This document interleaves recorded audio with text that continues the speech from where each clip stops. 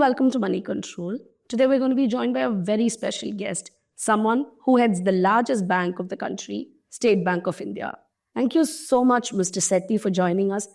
This is also your first interview to Moneycontrol from an SBI Chairman in many years, so it's very special for us, and I hope you also enjoy this. I'll start straight away with my questions.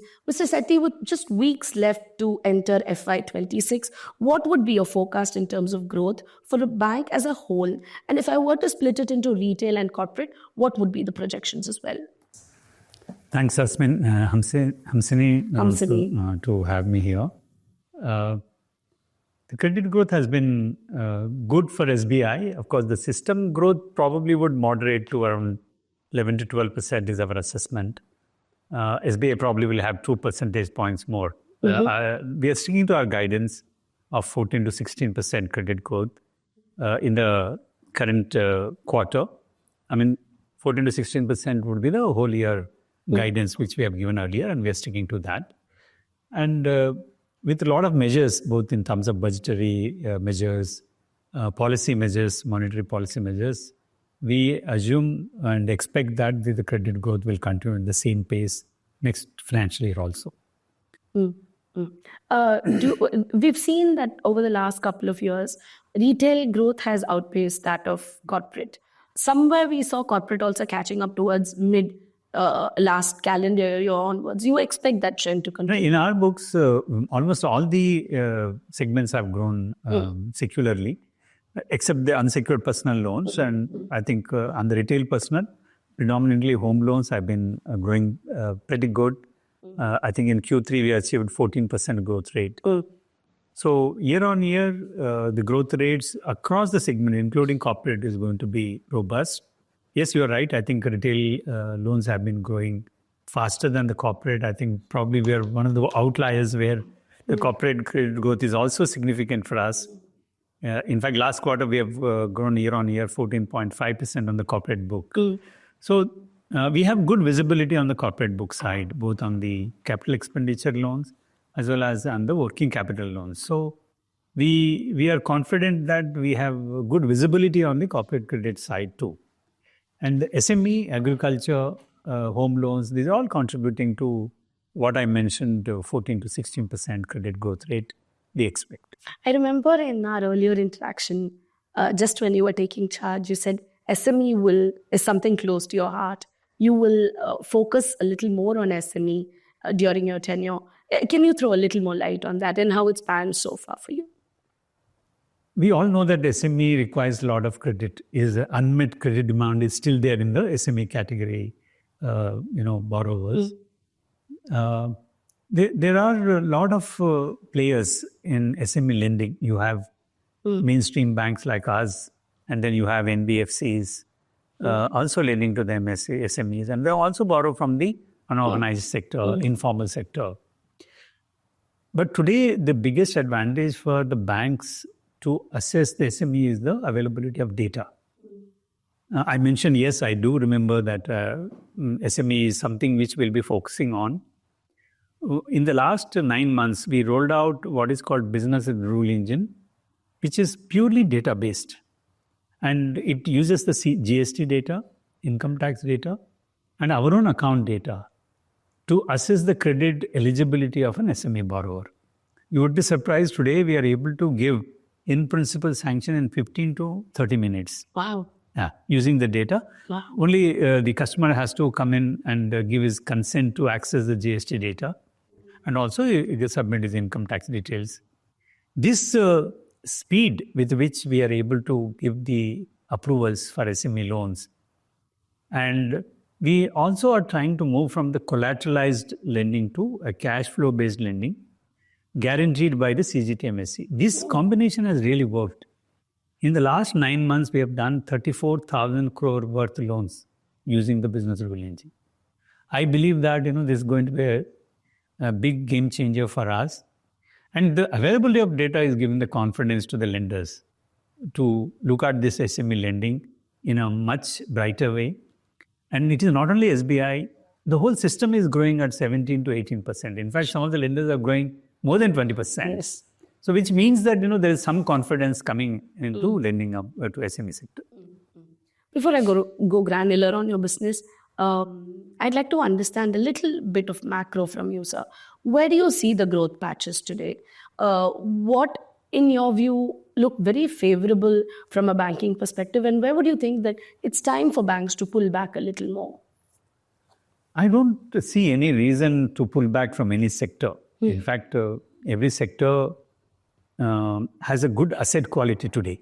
If you really see the best, most benign asset quality cycles we are going through, right? So this is the time to put some repose confidence in the system and start looking at lending to these sectors across the agriculture, SME, retail, corporate. So I don't think there is any reason to pull back. There were some concerns definitely on the unsecured personal loan and some of the regulatory measures, and also the re-looking at the underwriting standards on the unsecured personal loan slowed down. But in our overall lending book, we don't see that any sector which needs to be looked back or not to be lent to. Whichever sector is requiring credit today, I think everybody is interested in lending to them.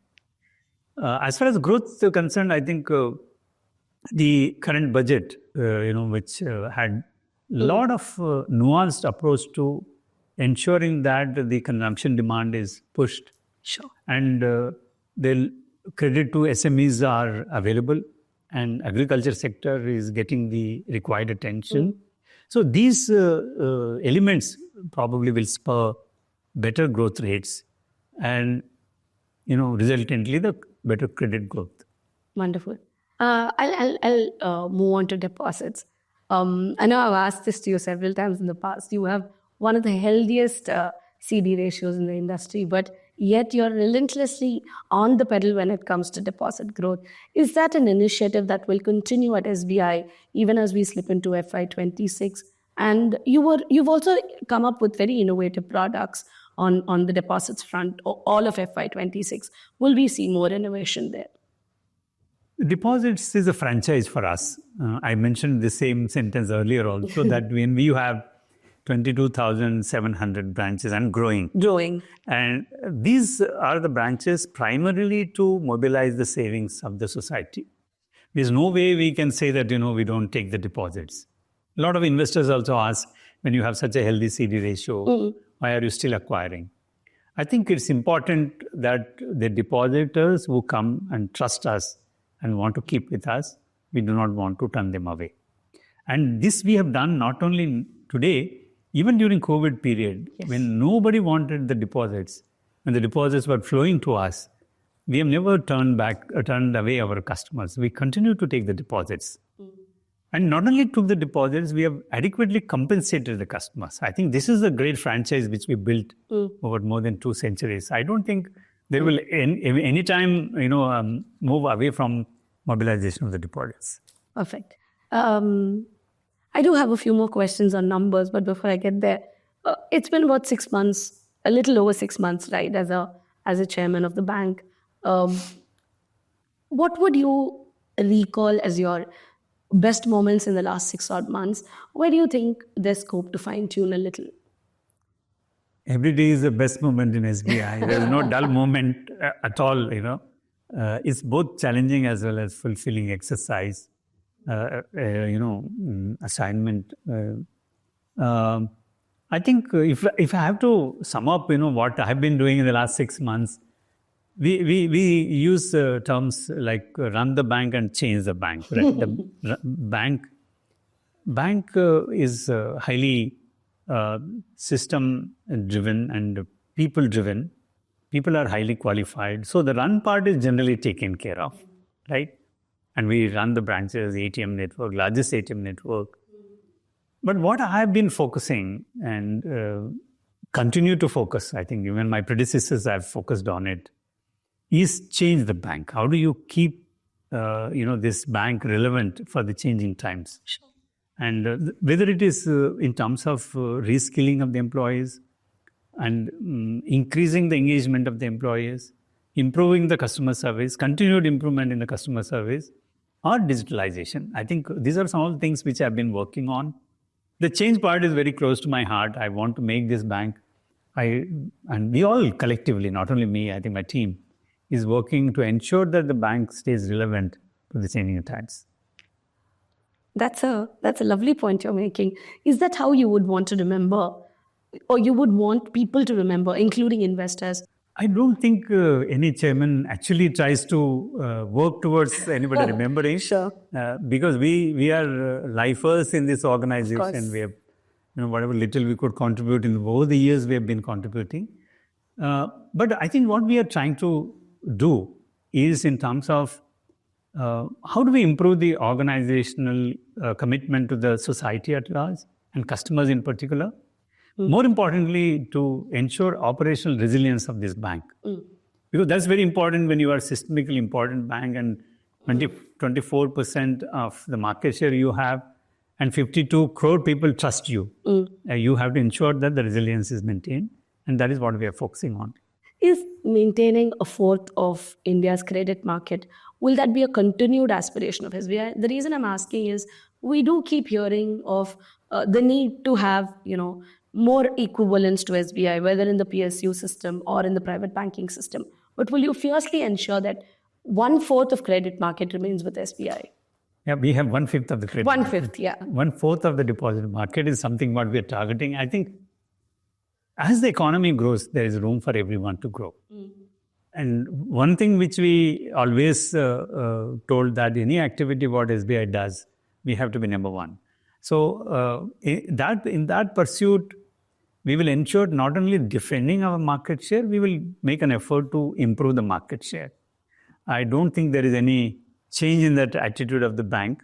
And this is one bank, if you see from 1970 data, barring a few years, we have never lost the market share in deposits. You haven't. You would definitely be focusing on that. I think more than the market share are the positioning. What is that improvement in the overall banking and financial services system is what SBI has always tried for. Whether we have done the AMC business, life business, everywhere we brought value to the ecosystem. I think that is more important to remember. Absolutely. And you also touched upon very fleetingly in your the way P&L is also shaping up. And what's interesting, especially in the last 2 years, is that you're giving a tough run to private players in terms of your return profile.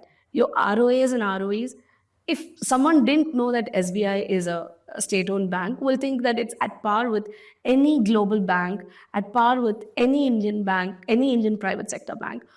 Does that leave you with a lot of sense of satisfaction? And from an investor perspective, where do you want to take it forward? Our satisfaction comes from the fact that, we, as I mentioned, we stayed relevant to the changing times. That is important. Yes, we are a listed organization. We need to. One of the most important stakeholders for us, apart from the customers, is our shareholders. Of course. And employees. And we always strive to ensure that all the stakeholders are taken care of. As far as profits are concerned, of course, we are doing extremely well. And as you mentioned, operating at scale and giving this kind of returns is, we feel satisfied that, we have done a good job in terms of ensuring that the shareholder value is created. Other important thing is when you operate at scale, maintaining the asset quality best in the industry is also something what I think need to be recognized. And I'm sure most of the investors and analysts recognize that we are the gold standard in asset quality. And we make an attempt to ensure that we maintain the asset quality and the return profile through the cycles. That is our effort. Even if the cycle turns, and we should be able to maintain. What would your long average on ROA and ROE then be? We still are sticking to our guidance that ROA would be more than 1% and ROE of more than 15%. Both have been reached on the positive side. Yes, definitely. And you expect that also to release a little more in terms of profitability, because we are possibly going through a round of a rate cut cycle now, and that is expected to squeeze out margins a bit. So how do you plan to defend on your margins? So on the cost side, the staff costs are broadly rigid for us, but what we are focusing on is how do we use various income levers available to us, whether it is core income, other income, or treasury income. So how do we, or even recoveries which add up to your income levels, so that the cost income ratio contained, and as you mentioned, it gets translated to the margins. Any guidance on margin that you would want to, Azad? Especially We for did FY mention 26? that on the NIM side, we will definitely be looking at maintaining at 3. 3. Yeah. So that's a number that will keep you high. Yes. Fair enough. I'll come to the part on customer service, sir. The view is that PSU banks, and even SBI for that matter, is a little unapproachable when it comes to customer service. I know you're trying hard to change that perception. You're trying to be a lot more customer friendly than what you were possibly a decade back. But isn't there a little more work to be done there? How do you plan on being a little more approachable and friendly to customers, So especially the younger population? Yeah. One thing you said is about perception, right? I think, but the truth is different. Okay. I'll give my own numbers. We serve 520 million customers. And service not only at the customer interface at the branch level, we have to look at the service in the digital channel. We need to look at many new forms of customer service points which have come now. I'll give one instance. UPI, we are the market leader in handling the transaction. We handle 180 million transactions every day with a technical decline of 0.1%. So effort is to ensure that the customer is not inconvenienced, customer is satisfied to deal with us. And today, a perception which we want to dispel by providing quality service, not about talking about it. Obviously, the number of customers visiting our branches is huge. And we are ensuring that every customer gets serviced. And I think another important element which we need to remember, banking in general, and PSBs are obviously in the front runners in terms of customer protection. Every time, whatever activities banks do and PSBs do is to ensure that customer is protected. Sure. So in SBI, it is not only in terms of continued effort to improve the customer service and serve millions of customers, it is also to ensure that we get the feedback from the customers. We have constituted largest feedback mechanism from the customers today in terms of customer CSAT scores, net promoter score. I think a lot of effort is going on to dispel this perceptions. But I don't agree with the statement that our quality of service is anywhere inferior to anyone. Of course. Yeah. Okay. By the way, I said that 520 million customers are banking. You can ask me in one of those numbers, and I'm also an SBI customer. So, in fact, I'm an avid user of the app, YONO app, and it has undergone significant changes. And I get to understand that YONO 2.0 version is expected to be rolled out in June, July this year. How would that be different from what the app already is, and what would be your aspiration with YONO? So, improvement in customer journeys, everybody is doing, right? Most of the apps are caught up with YONO now. So, we thought we would do something different this time. Right. Obviously, today, YONO 1.0, what we are current version, is also getting improved every day. Yes. But 2.0 will be completely different. And that is also one of the reasons why it is taking a little longer than what we anticipated, because we are completely reimagining the tech stack there, and and ensuring that it is omni-channel experience when you come to YONO, in the sense that whether you go to the branch or internet banking or YONO app or any of the feet on street coming and talking to you, the journey is uniform. That is number one. Number two, we thought we would add some more customer value-added services. I mentioned about customer protection, for instance. Our customer education is also something what we are building into the apps. Oh, lovely. We are saying that if any of your financial actions, how are they going to impact your credit score? Suppose you borrow more, or you delay your EMI, or you keep checking your credit score, how it is going to impact your credit score is a small calculator we are giving there. And this could be on a real time. On the real time. You can, it's a simulated version. A simulated. If you do these actions, how your credit score getting impacted. Very nice. It's a very important part of customer education. Today, a lot of people don't know. If you check your credit score frequently, it actually falls. Yes. So how do we educate them? This is something what we are looking at. And also, as a part of our sustainability, we want to give a green score calculator. So if you may have a lot of smartwatches and all, but on the YONO, if you are doing some transactions, how much you are actually contributing to the reduction in the carbon footprint is value addition what we are trying to do.